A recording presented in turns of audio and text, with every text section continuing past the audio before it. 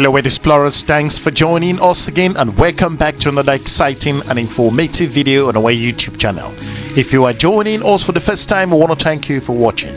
In this episode, we shall be diving deeper into the reason why the country of China is investing heavily in Nigeria and why China is so interested in Nigeria. We would explore this like never before seen.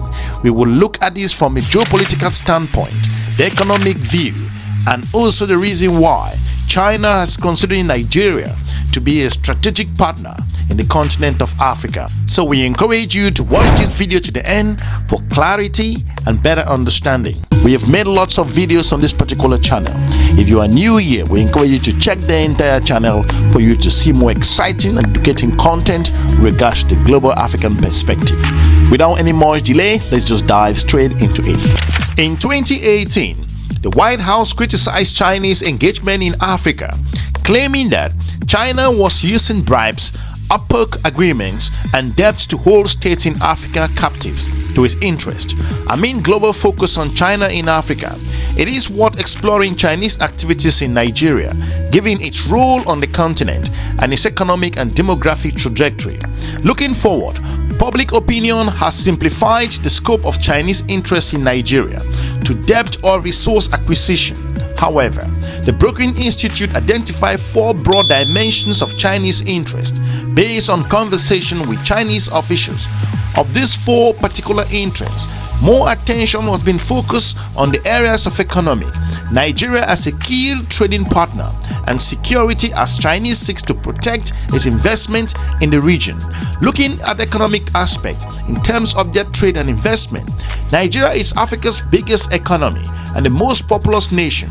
So China is incentivized to ensure that Nigeria's expanding middle class continues to buy Chinese manufactured goods. Nigeria offers Chinese companies a diverse range of lucrative commercial and trade opportunities, regardless of size. As of May of 2019, looking at statistics, Chinese companies had invested over $20 billion in over 150 firms in Nigeria. The importation of Chinese-made consumables and manufacturing goods to Nigeria underpins the two countries' trading relationship, as Nigeria is one of the largest and fastest-growing net importers of physical Chinese goods. Looking at figures of 2017, Nigeria's top import sources were China with over $9.6 billion, Belgium with over $3.5 billion, and the Netherlands looking at over $2.8 billion. Nigeria imports more from China than its other top two importer sources combined, and in the 2019 quarter two, Chinese goods accounted for a quarter of all import goods that move into the country of Nigeria. Looking at other aspects, Nigerian entrepreneurs make regular commercial pilgrimage to Chinese manufacturing centers like Guangzhou, where Chinese traders have come to rely on them for bulk purchases. Among African nationalities in Guangzhou, the two countries with by far the most people and West African nationalities of Nigeria and Mali are in this particular part of China. Conversely, Nigeria does not rank in the top 10 for Chinese import sources.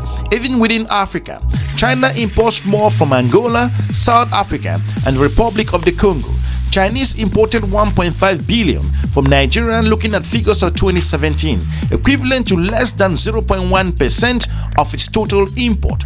Despite Beijing's insisting that the relationship is mutually beneficial, there is evidence that Chinese goods are flooding the Nigerian market in a way that is hammering local businesses. Unable to cope with this cheap import and increased smuggling, the domestic textile industry has been in hardest hit.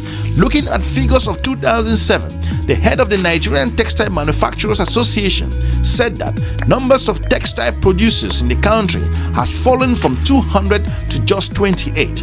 Looking at other aspects of Chinese businesses, Chinese manufacturing operations contribute to GDP growth but offers tough competition for local producers. According to the Chinese government, Chinese companies operating in Nigeria employed over 30,000 local workers, but this pales in comparison to over 350,000 manufacturing jobs that labor unions say have been lost because of Chinese imports. Ironically, many of the textile factories that have been forced to shut down were Chinese-owned plants that had been operating in Kaduna since the 1970s. Like all matters of trade, an argument can be made for the against Chinese imports in Nigeria. On one hand, Nigeria has welcomed the opportunity to trade with a lower-cost economy and enjoy cheaper merchandise.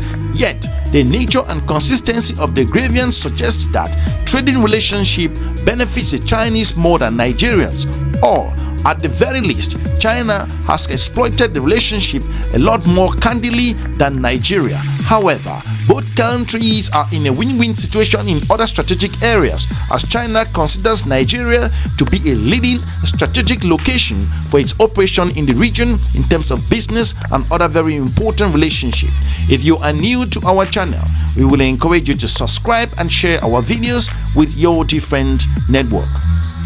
If you consider the security of Chinese investment in the country of Nigeria, another resilient feature of Chinese in Nigeria is that China's state direct investment in major infrastructural and industrial projects. Many large Nigerian infrastructural projects are financed by low-interest Chinese loans. Chinese firms are in the process of executing more than over 20 billion in rail construction contracts across Nigeria in process already, including new commuter railways in Abuja and Lagos. Many Chinese firms operated in free trade zones, often overseen by Chinese-led management teams appointed by Nigerian government officials.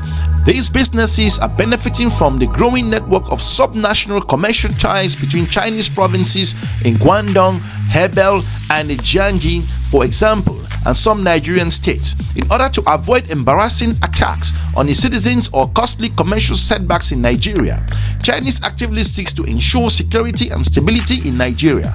China sees its security interest in Nigeria as an offshoot of its trade priorities in the country. This is unlike the United Kingdom and other Western countries who view security concern as a major focus and actively deploy resources to work on this particular area. If you consider 2014, Chinese officials vowed to help Nigeria defeat Boko Haram along with some Western countries.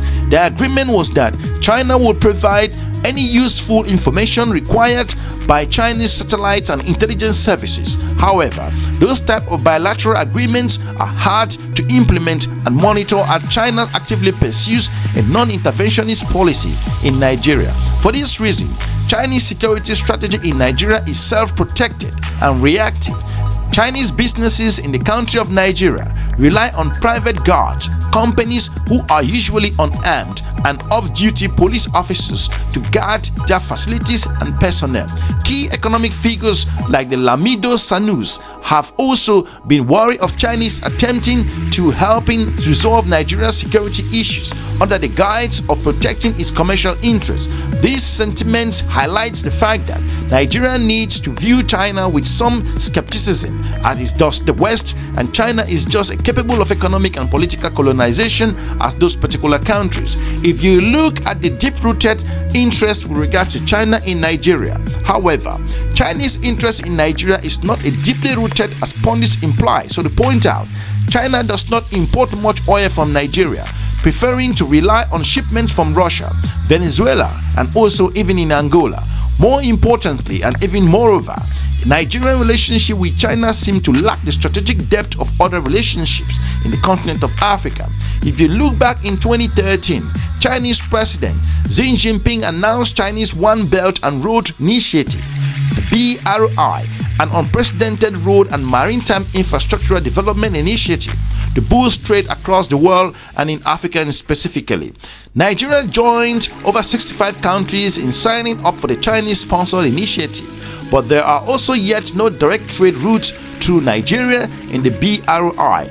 As a contrast, in East Africa, there has been the construction of railway connecting Ethiopia and Djibouti and the internal railways in Kenya. These kinds of projects uses Chinese financing from financial institutions such as EXIM Bank, who founded over 90% of the Kenya's project, and China's merchant holding Limited, with plans to potentially extend the line into Uganda and Rwanda. The boring interest is that Chinese strategic interests in Nigeria are still maturing and do not fit clearly into existing narrative. Nigeria's positions as a major importer of Chinese goods is potentially more contributing to the effect of globalization and the size of the country's consumer population than anything else. Not simply characterization, whether sugar-coated Chinese official statements or critics allegedly interior movies and also economic exploitation adequately describes the two countries' evolving relationship. China has been a very important strategic partner for Nigeria, and Nigerians are also in China doing business. Most Nigerian professionals and business experts travel to China to purchase cheap Chinese goods, and also Nigerians benefit a lot from doing business in China. There are lots of Chinese companies and businesses, and China has invested billions in Nigeria. We all shall be looking on how this relationship move forward, looking at 2023-2024 with the new president in Nigeria at the moment, looking at the recent election. The world will be watching on how China negotiates its way with regards to its operation and strategic relationship with Nigeria. We want to thank you for watching. Hopefully we've informed you with regards to this complicated relationship in some areas with regards to China's interest in Nigeria. Let us know what you think about this as you go to the channel. If you are new here, we encourage you to check our entire channel for more inspiring and strategic videos for the African continent. We want to thank you for watching. We're looking forward to meeting you soon in our next episode. Have a good day. Bye-bye.